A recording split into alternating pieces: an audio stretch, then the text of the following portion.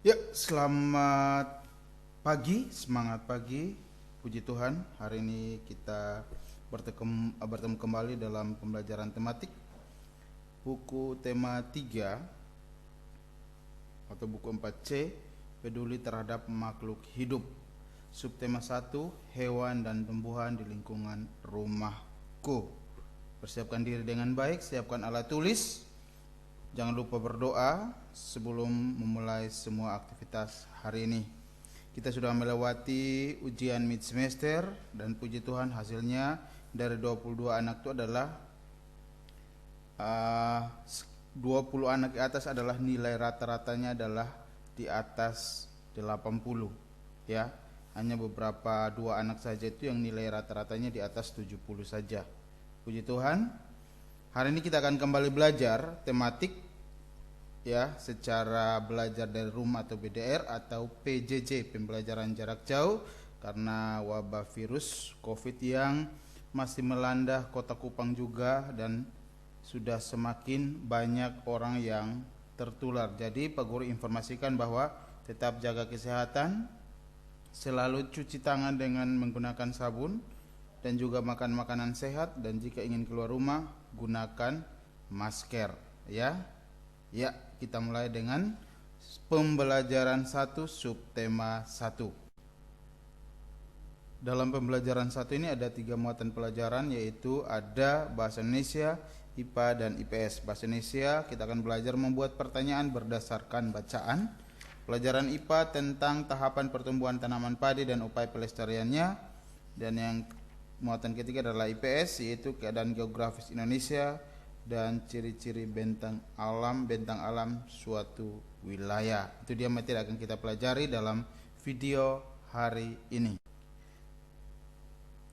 Ya, kita mulai dari muatan pelajaran bahasa Indonesia, itu membuat pertanyaan berdasarkan bacaan. Sebelum kita masuk dalam membuat pertanyaan berdasarkan bacaan, Pak Guru akan menjelaskan tentang bagaimana membuat kalimat tanya dan juga apa itu kalimat tanya. Kalimat tanya ialah kalimat yang gagasannya berupa pertanyaan yang bertujuan untuk meminta respon atau tanggapan dari seseorang dari pertanyaan yang diajukan. Jadi itu adalah pengertian kalimat tanya.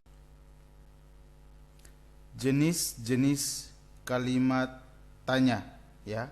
Jenis-jenis kalimat tanya, yang pertama itu ada kalimat tanya apa, siapa, kapan, di mana, kemana, dari mana, mengapa, bagaimana, dan berapa. Nah, itu adalah jenis-jenis kalimat tanya yang akan kita bahas satu persatu. Kita mulai dengan jenis-jenis kata tanya. Yang pertama itu apa. Kata ini merupakan kata yang berfungsi untuk menanyakan sesuatu, baik berupa keadaan atau perbuatan yang berkaitan dengan isi atau inti bahasa. Ya, jadi kata tanya apa itu untuk menanyakan sesuatu baik berupa keadaan atau perbuatan. Nah, jawaban yang berdasarkan kata tanya apa itu adalah, yaitu untuk kata tanya apa itu adalah suatu pengertian, keterangan ataupun penjelasan dari apa yang ditanyakan. Contoh, ini apa untuk menanyakan keadaan. Apa kabar hari ini? Yang kedua, apa yang dimaksud kalimat tanya? Nah, ini berarti menanyakan pengertian. Ya, apa yang dimaksud dengan kalimat tanya? Itu contoh jenis kata tanya yang pertama, yaitu apa. Kita lanjut ke kata tanya berikutnya. Kata tanya kedua, siapa? Itu merupakan kata tanya yang berfungsi untuk menanyakan pelaku yang terkait, tersangkut, atau turut serta dalam suatu peristiwa atau kejadian. Adapun jawaban dari kata tanya siapa ini adalah orang atau pelaku suatu tindakan tersebut. Contoh kalimat tanya menggunakan kata tanya siapa. Siapa nama teman kamu? Atau siapa nama kamu? Jika kita baru bertemu dengan orang ya. Siapa yang akan mengantar kamu ke sekolah? Seperti itu. Itu dua contoh kata tanya siapa. Selanjutnya kita akan masuk ke kata tanya yang ketiga. Kata tanya yang ketiga adalah kapan.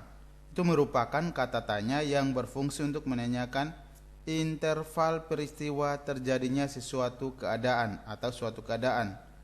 Jawaban atas kata tanya kapan ini dapat berupa jam, hari, tanggal, bulan, tahun, ataupun lamanya sebuah kejadian. Contoh menggunakan kata tanya kapan. Kapan kita akan berlibur ke kampung halaman? Kapan kita akan masuk sekolah? Seperti itu. Ya, itu dua contoh dari kata tanya kapan. Kita lanjut ke kata tanya yang keempat. Kata tanya yang keempat adalah kata tanya di mana, kemana, dari mana.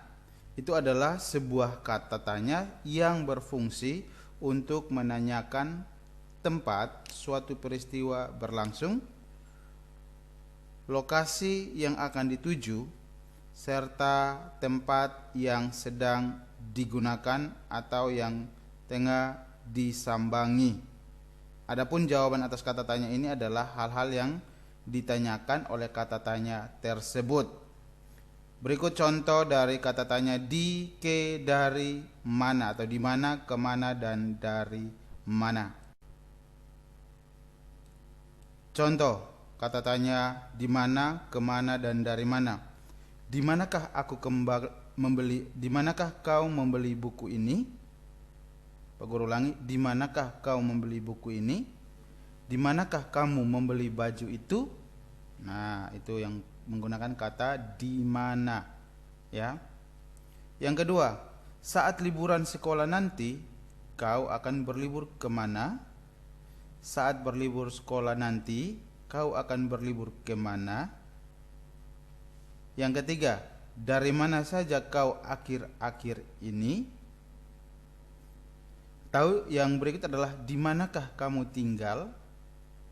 Seperti itu, ya. Nah, biasanya tanda atau kalimat tanya itu selalu diakhiri dengan tanda tanya. Nah, itu nanti kita bahas di ciri-ciri daripada kalimat tanya, ya. Oke, lanjut ke kata tanya berikutnya, yang kelima. Kata tanya yang kelima adalah mengapa. Adalah kata tanya yang berfungsi sebagai penanya alasan atau sebab sebuah peristiwa terjadi. Jawaban atas kata tanya ini adalah penyebab kenapa peristiwa tersebut terjadi. Umumnya jawabannya diawali dengan konjungsi karena atau sebab. Ya. Contoh, kalau misalnya ditanya dengan kalimat tanya diawali dengan kata tanya mengapa, berarti jawabannya harus ditulis diawali dengan kata karena atau sebab, ya. Mengapa kamu tidak ikut acara perpisahan kemarin? Ya, mengapa kamu tidak ikut acara perpisahan kemarin? Berarti jawabannya harus diawali dengan karena, ya, karena saya sakit atau karena ada acara keluarga, seperti itu. Jadi harus disesuaikan dengan kalimat tanya atau sesuaikan dengan soalnya. Jangan kalau misalnya dia jawabannya diawali dengan sebab, ya gunakan kata sebab. Kalau karena, ya gunakan karena. Ya, hati-hati dalam menggunakan kata karena dan sebab. Yang kedua, mengapa angka 2 termasuk bilangan prima? Itu dia contoh kalimat tanya, kata tanya mengapa. Kata tanya yang keenam, bagaimana. Kata tanya bagaimana ini berfungsi sebagai kata yang menanyakan cara atau proses sebuah peristiwa berlangsung, serta untuk menanyakan keadaan atau kejelasan suatu hal. Kejelasan atau keadaan suatu hal serta cara atau proses suatu peristiwa berlangsung adalah jawaban atas kata tanya ini. Contoh, bagaimana proses metamorfosis ulat menjadi kupu-kupu? Yang kedua, bagaimana keadaan kamu hari ini? Nah, itu dia contoh kalimat tanya menggunakan kata bagaimana, ya. Yang berikut kita lanjut ke kalimat tanya yang kalimat tanya yang ketujuh, berapa? Nah, ini jenis kata tanya yang terakhir ini mempunyai fungsi sebagai penanya banyak atau untuk menanyakan banyak, jumlah atau satuan. Adapun jawaban atas kata tanya ini adalah banyak, jumlah atau satuan yang hendak ditanyakan. Berapa tinggi badan kamu saat ini? Misalnya tinggi badan saya adalah 100 cm. Berapa banyak buah yang kamu makan? 2 buah. Seperti itu. Jadi itu menanyakan berapa. Itu adalah kata tanya yang terakhir mempunyai fungsi sebagai penanya banyak, jumlah atau satuan. Nah, itu dia beberapa jenis kalimat tanya yang akan anak-anak gunakan di dalam membuat kalimat tanya berdasarkan gambar atau berdasarkan bacaan.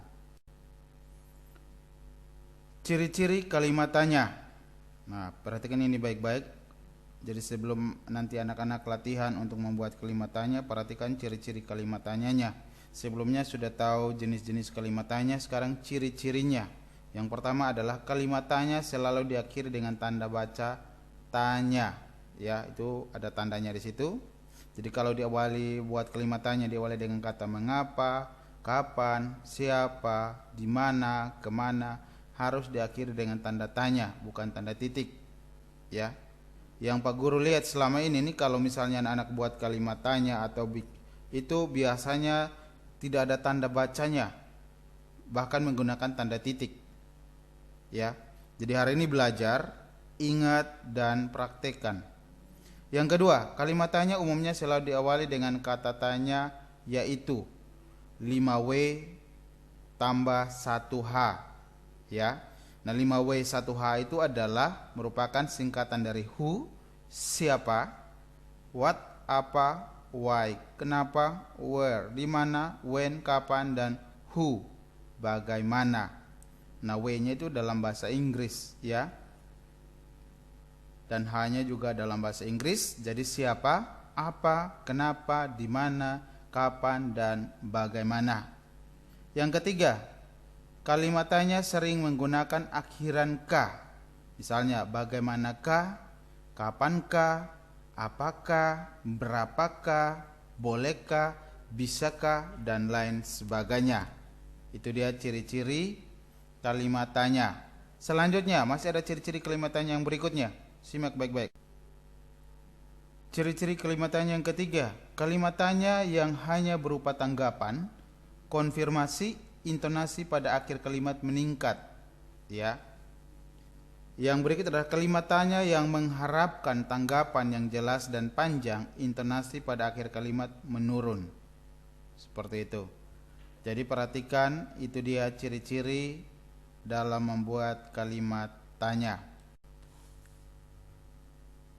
Ya, yang perlu diperhatikan dalam membuat pertanyaan berdasarkan bacaan, anak-anak bisa lihat buku halaman 4. Di situ Pak Guru ada merangkum 3 poin. Yang pertama adalah yang perlu diperhatikan dalam membuat pertanyaan berdasarkan bacaan adalah yang pertama, membuat pertanyaan berdasarkan bacaan dilakukan dengan cara memahami isi bacaan terlebih dahulu.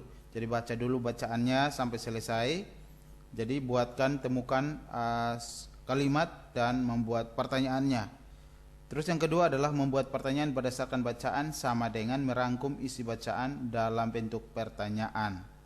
Dan yang ketiga adalah membuat pertanyaan dapat melatih kita dalam menulis, yaitu menggunakan kalimat tanya dengan bahasa yang baik dan benar. Nah, perhatikan contoh teks dengan judul padi di halaman 3. Di sini Pak Guru akan baca paragraf keduanya dan membuat satu pertanyaan. Tanaman padi dapat ditanam di wilayah beriklim tropis, memiliki tanah subur dan air yang cukup. Beberapa wilayah yang memenuhi kriteria tersebut berada di benua Asia. Hampir 90% kebutuhan beras dunia diperoleh dari wilayah tersebut.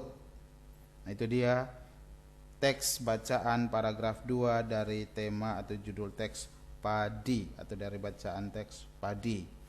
Pertanyaannya adalah, berapa persenkah kebutuhan beras dunia yang diperoleh dari benua Asia? berapa persenkah kebutuhan beras dunia diperoleh dari benua Asia?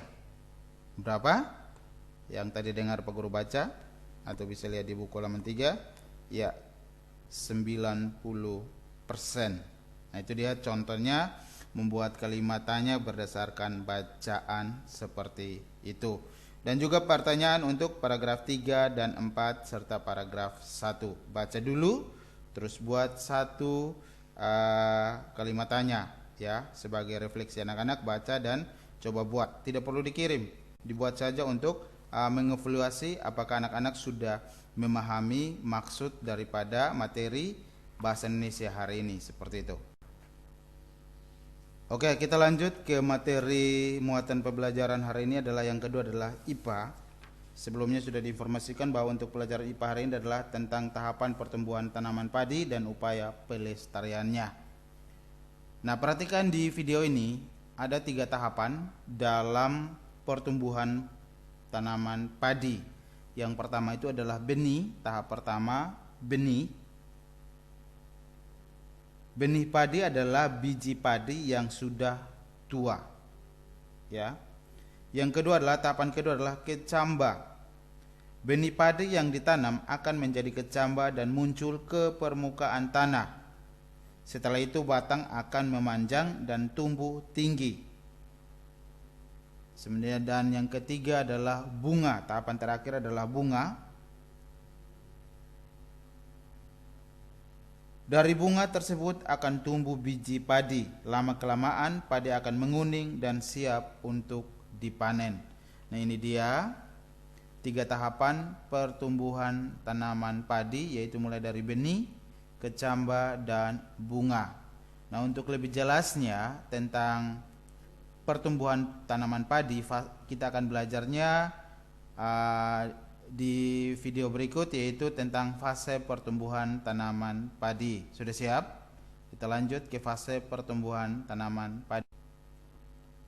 Fase pertumbuhan tanaman padi dibagi menjadi 2, itu adalah fase vegetatif dan fase generatif.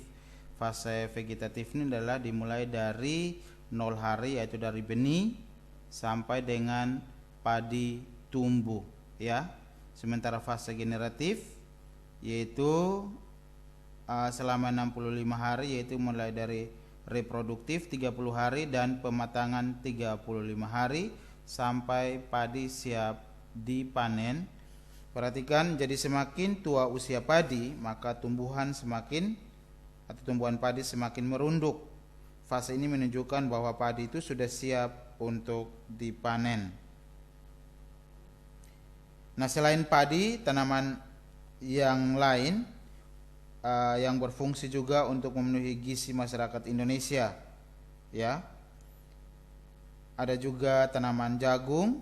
Anak-anak bisa mencari informasi tentang fase pertumbuhan daripada tanaman jagung atau tanaman lainnya. Ya, kita masuk dalam pembelajaran IPS. Lihat buku halaman 5. Letak geografis Indonesia. Secara geografis Indonesia terletak di antara 2 benua dan 2 samudra, yaitu letak Indonesia juga secara geografis termasuk sangat strategis dan sering disebut sebagai posisi silang. Indonesia diapit oleh 2 benua, yaitu benua Asia dan benua Australia, serta 2 samudra, yaitu Samudra Hindia dan Samudra Pasifik. Berikut akan ditampilkan peta Indonesia. Ya, anak-anak perhatikan di video ini ada peta Indonesia, ya. Indonesia terletak di antara 2 benua, yaitu benua Asia dan Australia. Australianya di bagian selatan di bawah sini. Lihat di gambar peta warna putih, itu adalah negara-negara tetangga di Indonesia, yaitu masuk dalam negara-negara di Asia. Ada Malaysia, Thailand, dan ke atasnya masih ada Filipina, Cina, dan Laos, Kamboja, dan lain sebagainya. Terus di bagian bawahnya itu adalah Australia. Dan juga 2 samudra. Perhatikan di bawah Pulau Jawa itu itu ada Samudra Hindia di sudut kiri bawah, dan juga di sudut kanan atas ada Samudra Pasifik. Nah, itu adalah letak geografis Indonesia. Dan juga Indonesia, letak astronomi Indonesia, ya Pak Guru ulangi, letak astronomi Indonesia itu adalah 6 derajat lintang utara sampai 11 derajat lintang selatan, dan 95 derajat bujur timur sampai 141 bujur timur. Itu dia letak astronomi Indonesia dan juga letak geografis Indonesia. Keadaan geografis Indonesia. Batas-batas wilayah Indonesia sebelah utara itu ada Malaysia, negara Malaysia, Singapura, Filipina, Laut Cina Selatan. Sebelah selatannya ada Timor Leste, Australia, dan Samudra Hindia. Sebelah baratnya ada Samudra Hindia, dan sebelah timurnya itu adalah Papua Nugini dan Samudra Pasifik. Nah, itu dia adalah batas-batas wilayah Indonesia. Luas wilayah Indonesia, total luas wilayah Indonesia itu adalah 5.180.083 km persegi yang mencakup daratan dan lautan. Luas daratannya adalah 1.922.570 km persegi. Jumlah pulaunya itu adalah 17.504 pulau, sudah termasuk pulau besar dan kecil di Indonesia. Pulau besarnya ada 5, yaitu ada Sumatera, Jawa, Kalimantan, Sulawesi, dan Papua. Bentang panjang wilayah itu adalah 3.977 mil. Luas lautan adalah 3.257.483 km bujur sangkar. Jadi luas lautan itu atau perairan itu lebih banyak daripada daratan. Batas lautan 12 mil, laut dan zona ekonomi eksklusif, yaitu adalah 200 mil. Itu adalah luas wilayah Indonesia.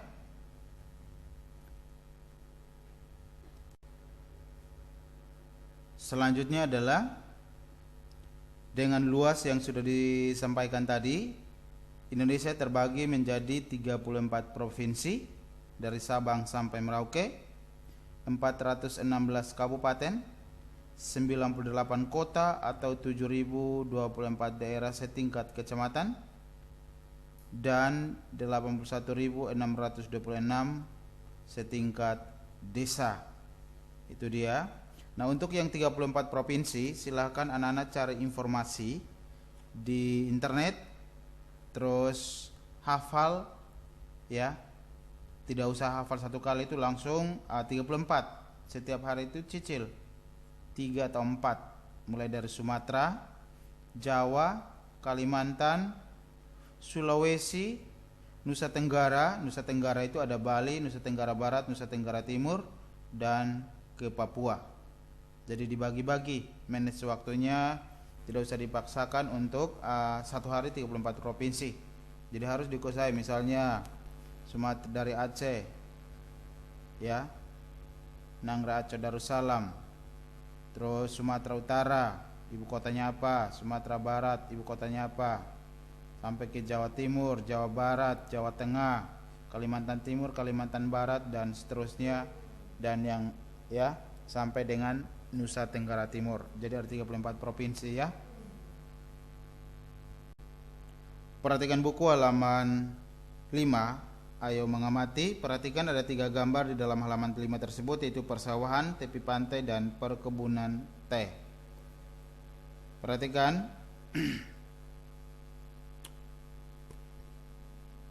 Yang pertama itu adalah persawahan. Itu persawahan itu atau pertanian itu biasanya terdapat di daerah dataran rendah atau wilayah daratan, ya. Dataran rendah. Terus ada juga wilayah pantai atau tepi pantai. Itu ada gambar sedang menjemur ikan. Juga ada perkebunan teh, biasanya terdapat di daerah dataran tinggi. Perhatikan baik-baik. Nah, itu dia 3 gambar, yaitu persawahan, tepi pantai, dan perkebunan. Berhubungan dengan materi ini, kita akan belajar ciri-ciri bentang alam suatu wilayah. Simak video berikutnya. Ciri-ciri bentang alam suatu wilayah. Yang pertama, bahwa Indonesia itu membentang dari Sabang sampai Merauke. Ini tuh anak-anak ingat dengar hafal lagunya, dari Sabang sampai Merauke berjajar pulau-pulau, sambung menyambung menjadi satu. Iya, itu dia lirik lagunya. Itu adalah menjelaskan tentang keadaan wilayah Indonesia dari Sabang sampai Merauke. Dengan bentang alam Indonesia dibagi menjadi beberapa wilayah, yaitu dataran rendah, dataran tinggi, dan pantai. Wilayah dataran rendah biasanya memiliki udara yang relatif panas. Wilayah dataran tinggi dekat dengan pegunungan biasanya memiliki udara yang sejuk. Wilayah pantai yang merupakan perbatasan antara darat dan laut memiliki udara yang cukup panas. Perhatikan buku halaman 5, Pak Guru akan jelaskan satu persatu. Dataran rendah adalah hamparan luas tanah dengan tingkat ketinggian kurang lebih 200 meter di atas permukaan laut atau disingkat MDPL. Jadi MDPL itu adalah singkatan dari meter di atas permukaan laut. Istilah dataran rendah diterapkan pada kawasan manapun dengan hamparan luas dan relatif datar. Dataran rendah dapat digunakan untuk perkebunan seperti kelapa dan tebu, pertanian seperti padi dan jagung, peternakan seperti ayam dan sapi, perumahan, bahkan kegiatan industri. Sementara dataran tinggi atau disebut juga dengan plato, yaitu dataran yang terletak pada ketinggian lebih dari 500 meter di atas permukaan laut atau MDPL-nya. Dataran tinggi terbentuk sebagai hasil erosi dan sedimentasi. Dataran ini biasanya dimanfaatkan untuk perkebunan dan menanam tanaman sayur, rumah-rumah peristirahatan atau biasa orang bilang villa, dan juga objek wisata. Dan yang berikut adalah pantai. Wilayah pantai itu adalah perbatasan antara wilayah darat dan wilayah laut. Garis pantai biasanya digunakan untuk menandai batas wilayah suatu negara. Pada umumnya daerah pantai digunakan untuk usaha pengeringan ikan, tambak, entah itu tambak udang atau tambak garam, ladang garam, dan juga untuk objek wisata. Nah, itu dia informasi mengenai ciri-ciri bentang alam suatu wilayah dan juga keadaan geografis di Indonesia. Maka demikian juga materi kita hari ini, buku tema 3, peduli terhadap makhluk hidup, subtema 1, hewan dan tumbuhan di lingkungan rumahku. Hari ini kita belajar tentang bahasa Indonesia, yaitu membuat pertanyaan berdasarkan bacaan. Sudah dijelaskan jenis-jenis kalimat tanya dengan contohnya. Untuk IPA itu adalah tahapan pertumbuhan tanaman padi dan upaya pelestariannya, dan IPS adalah keadaan geografis di Indonesia dan juga ciri-ciri bentang alam Indonesia. Semoga apa yang disampaikan Pak Guru hari ini anak-anak bisa menyimaknya dan bisa menontonnya kembali jika belum memahami materi hari ini. Sebagai tugas untuk anak-anak, kita simak tugasnya di slide atau video berikutnya. Nah, untuk tugas hari ini anak-anak kerjakan, perhatikan halaman 8. Kerjakan soal nomor 2, yaitu pilihlah salah satu tumbuhan yang merupakan sumber daya alam yang ada di sekitar rumahmu. Buatlah pertanyaan tentang karakteristik alam tempat tumbuhan tersebut hidup. Dengar baik-baik, cukup satu tumbuhan saja. Terus buat pertanyaan, buat 5 pertanyaan, buat 5 pertanyaan dari tumbuhan tersebut. 5 pertanyaan dengan kalimat tanya ya, dan juga tanda tanya. Tulis dengan huruf atau ditulis tangan ya. Usahakan hurufnya jelas dibaca. Yang kedua adalah nomor 3, jagung merupakan salah satu makanan pokok masyarakat Indonesia. Tulislah cara menanam jagung. Terus gambarlah tahap pertumbuhan tanaman jagung dalam bentuk diagram. Nah, seperti tadi di sebelumnya itu tentang diagram ya. Tidak perlu kalau yang tidak bisa gambar, boleh cari gambarnya di internet dan ditempel, boleh ya. Tetapi harus ada penjelasannya. Seperti itu. Ya. Yang tidak bisa gambar, silakan cari gambarnya di internet dan tempelkan gambarnya dan jelaskan dengan cara tulis tangan, bukan diketik. Gambarnya boleh cari di internet, tapi penjelasannya adalah tulis tangan. Kenapa tulis tangan? Ya, supaya antara otak kiri dan otak kanan itu bisa bekerja. Kalau selama ini hanya main hafal, berarti kasihan ya. Jadi otak kiri, otak kanan itu harus masing-masing itu mempunyai tugasnya. Jadi harus bisa menulis. Dan sampai setelah wabah ini berakhir, anak-anak masuk sudah tidak bisa tahu tulis lagi. Seperti itu. Jadi usahakan untuk tulis ya. Tulis ya. Jangan diketik. Gambarnya boleh cari, tapi penjelasannya ditulis tangan. Itu dia tugas hari ini. Terima kasih. Sampai bertemu lagi di video-video materi berikutnya. Tuhan Yesus memberkati.